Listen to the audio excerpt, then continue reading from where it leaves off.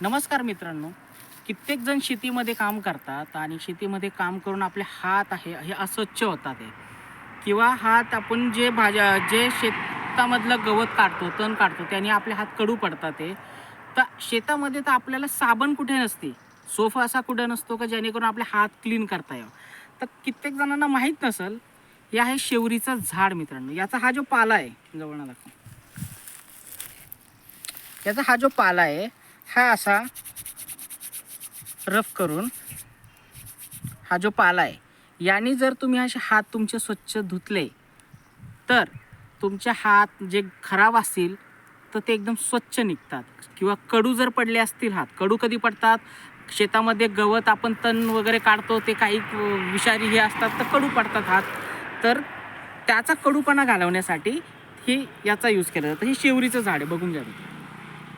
आणि शेळी किंवा जनावरांसाठी हे एक उपयुक्त चारा आहे. धन्यवाद मित्रांनो.